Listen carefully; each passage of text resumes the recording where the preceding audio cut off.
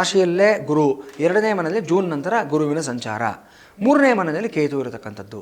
ಒಂದು ರೀತಿಯಲ್ಲಿ ಮಿಶ್ರ ಫಲಿತಾಂಶಗಳು ಅಂದರೆ ಮಿಕ್ಸೆಡ್ ರಿಸಲ್ಟ್ಸ್ ಅಂತ ಹೇಳಬೇಕಾಗುತ್ತೆ ನಾವು. ಯಾಕಂದರೆ 10ನೇ ಮನೆ ನಿಮ್ಮ ಕರ್ಮಸ್ಥಾನಕ್ಕೆ ಶನೈಶ್ಚರ ಬಂದಾಗ ಹಲವಾರು ಪರಿವರ್ತನೆಯನ್ನು ಮಾಡಿಸ್ತಾನೆ ಜೀವನದಲ್ಲಿ. ಇಲ್ಲಿವರೆಗೂ ನೀವು ಏನೇನೆಲ್ಲ ಕೆಲಸಗಳು ಮಾಡಿರ್ತೀರ ಆ ಫೀಲ್ಡನ್ನು ಬಿಟ್ಬಿಟ್ಟು ಇನ್ಯಾವುದೋ ಹೊಸ ಕ್ಷೇತ್ರಕ್ಕೆ ಹೋಗಬೇಕಂತ ಒಂದು ಸಂದರ್ಭ ಬರುತ್ತೆ.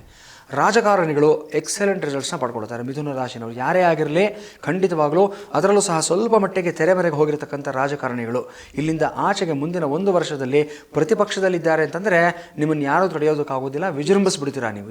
ಈ ಸಮಯದಲ್ಲಿ ವಿಶೇಷವಾದಂಥ ಒಂದು ಮೈನ್ ಸ್ಟ್ರೀಮಿಗೆ ನೀವು ಮತ್ತೆ ಬರ್ತೀರಾ. ಅದ್ಭುತವಾಗಿದೆ. ಅಕೌಂಟೆಂಟ್ಸು, ಸಾಫ್ಟ್ವೇರ್ ಟೆಕ್ನಿಷಿಯನ್ಸು, ಅದೇ ಪ್ರಕಾರವಾಗಿ ಈ ಒಂದು ಲೇವಾದೇವಿ ಕೆಲಸ ಮಾಡ್ತಕ್ಕಂಥವ್ರು, ಆಡಿಟಿಂಗ್ ವರ್ಕ್ ಮಾಡ್ತಕ್ಕಂಥವ್ರು, ಇವರೆಲ್ಲರಿಗೂ ಅಷ್ಟೇ ಈ ವರ್ಷ ಸ್ವಲ್ಪ ಟೆಸ್ಟಿಂಗ್ ಪೀರಿಯಡ್ ಅಂತ ನಾನು ಹೇಳ್ತೀನಿ. 10ನೇ ಮನೆಯಲ್ಲೇ ಶನೈಶ್ಚರ ಇರೋದ್ರಿಂದ ನೀವೇನೇ ಕ್ಯಾಲ್ಕುಲೇಷನ್ಸ್ ಮಾಡಿ ಅದಕ್ಕೆ ವಿರುದ್ಧವಾಗಿ ಇನ್ನೇನೋ ಒಂದು ಅಲ್ಲಿ ಒಂದು ರಿಸಲ್ಟ್ಸ್ ಅಲ್ಲಿ ಆಗ್ತಾನೇ ಇರುತ್ತೆ. ಸೊ ನೀವು ಒಂದು ಹೆಜ್ಜೆ ಮುಂದೆ ಇರಬೇಕಾಗುತ್ತೆ. ಶನೈಶ್ಚರನಿಂದ ಸಮಸ್ಯೆ ನಿವಾರಣೆ ಮಾಡ್ಕೋಬೇಕಾಗುತ್ತೆ.